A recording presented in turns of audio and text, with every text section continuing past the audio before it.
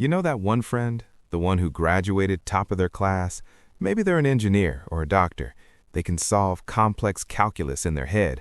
They know exactly how the Federal Reserve's interest rate hike impacts the price of copper in Peru, and they have a spreadsheet for everything. And yet, they're broke. Or maybe not broke, but they're definitely not wealthy. Meanwhile, you hear a story about a janitor who never made more than minimum wage but retired with $8 million in the bank. It doesn't make sense, right? We are taught from kindergarten that being smart equals being successful. We assume that if you have a high IQ, you must be good with numbers, and therefore you must be good with money. But here's the uncomfortable truth. There is almost zero correlation between being smart and being rich. In fact, in many ways, being too smart is actually what keeps you poor. My name is William, and I spend way too much time thinking about the psychology behind why we do stupid things with our wallets. If you're someone who feels like you're doing everything right, you're educated, you're working hard, you're analyzing the market, but your net worth just isn't moving the way you think it should, then this video is for you. Be sure to subscribe and hit the like button if you want to stop overthinking your money and actually start keeping it. Look, I'm not just making this up to make us feel better about getting a B- in algebra. The data actually backs this up. There was a massive study done by a researcher named Jay Zagorski at Ohio State University. He looked at thousands of individuals and compared their IQ scores to their net worth. Here's what most people don't realize. He found that while having a higher IQ did correlate with a higher income, basically for every point of IQ you might earn a few $100s more a year, it had zero relationship to how much wealth people actually kept. In fact, he found that people with an IQ of 140 were slightly more likely to max out their credit cards than people with an average IQ. How is that possible? How can a genius be drowning in debt? Well, it comes down to a few specific traps that only smart people fall into. And if you're watching this, there's a good chance you've fallen into at least one of them. Here's the thing about smart people. They are really, really good at finding patterns. It's what makes you good at your job. You see a set of data, you find the anomaly, and you fix it. But in the market, that skill is a liability. The human brain is a pattern-matching machine. If the market goes down on a Tuesday 3 weeks in a row, a high IQ person thinks, "Aha, I have identified a trend. I will sell on Monday and buy back on Wednesday." They think they can outsmart the system because they believe the market is a solvable puzzle. But the market isn't a puzzle. It's a chaotic system driven by the emotions of millions of people. Let's look at the math. Imagine you have two investors. Let's call them Genius Greg and Average Andy. Both start with $10,000. Average Andy is, well, he's a bit lazy. He buys an S&P 500 index fund, sets up a $500 monthly auto deposit, and then forgets his password for 20 years.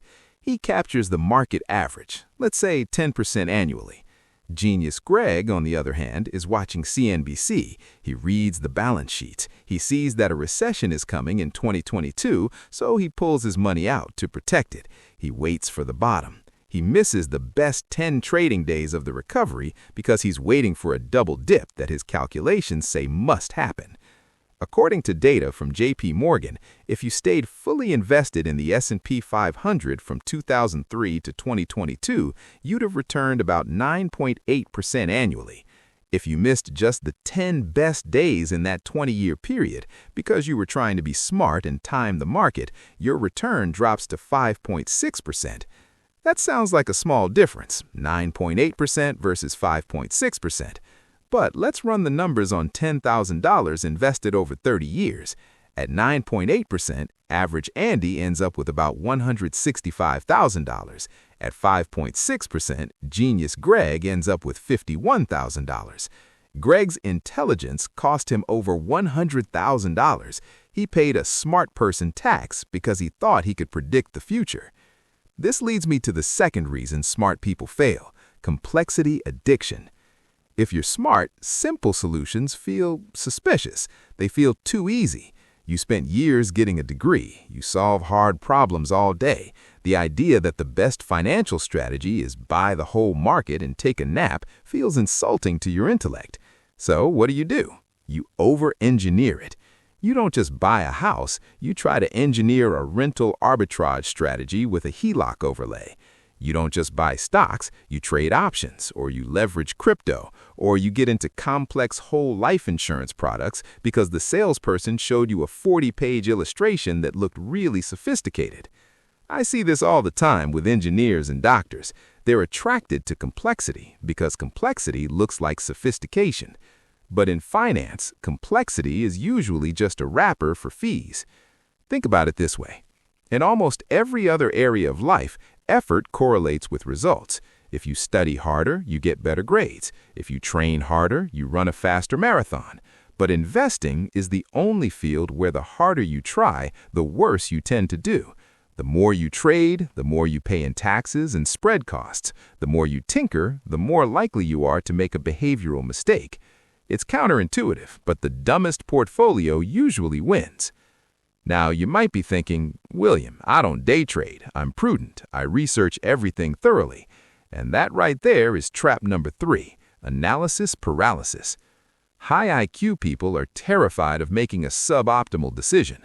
They want the perfect investment. I have a friend, let's call him Mike. Mike is brilliant. In 2018, he had $50,000 to invest, but he was worried. He said, the PE ratios are historically high. The yield curve is flattening. I'm going to wait for a correction to get a better entry point. He researched, he built spreadsheets, he read macroeconomic reports. While he was researching, the market went up. Then it went up more. Eventually, 2020 happened. The market crashed. Finally, Mike's chance. But then he thought, well, wait, the pandemic is just starting. It's going to go lower. I'll wait for the bottom. He missed the bottom. The market ripped back up.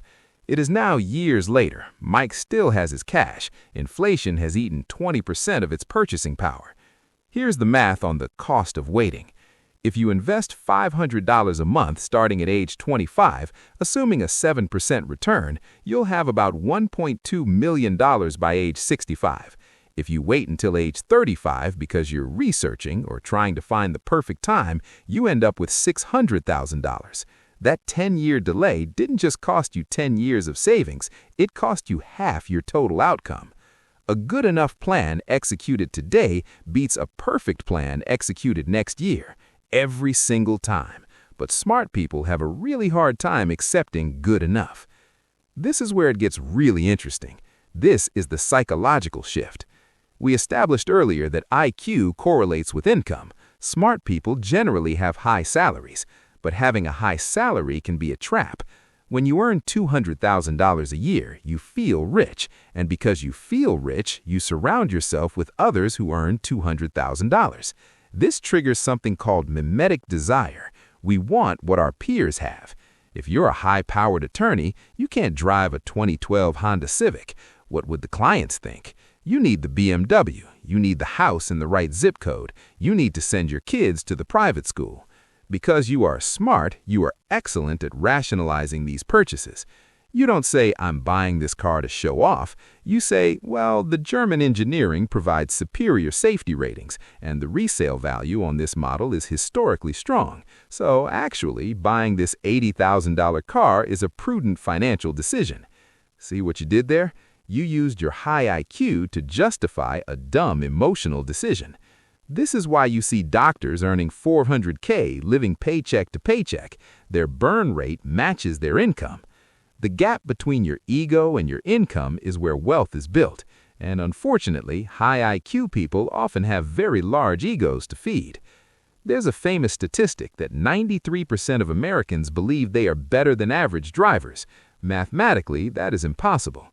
This is overconfidence bias, and smart people suffer from it the most. If you're in the top 1% of intelligence, you naturally assume you can be in the top 1% of investors. You assume you can beat the institutions. But here's the reality check. When you buy a stock, who is selling it to you? Likely, it's a computer algorithm programmed by a team of PhDs in mathematics from MIT, working for a fund with billions of dollars in data infrastructure and nanosecond execution speeds. You're not sitting at the kitchen table playing poker against your neighbor. You're playing against the casino. The smartest thing you can do is admit that you don't have an edge. Renowned psychologist Daniel Kahneman, who won a Nobel Prize for his work in behavioral economics, once said that the biggest financial mistake people make is thinking they can predict what will happen next. And who thinks they can predict the future? Smart people. So, if being smart is the problem, what's the solution? Do you need to get a lobotomy to get rich?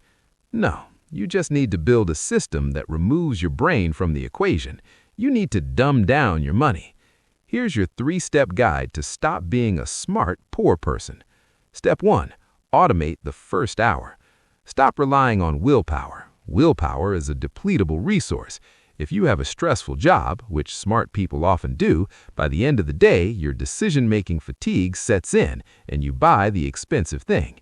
Set up an automatic transfer the day your paycheck hits.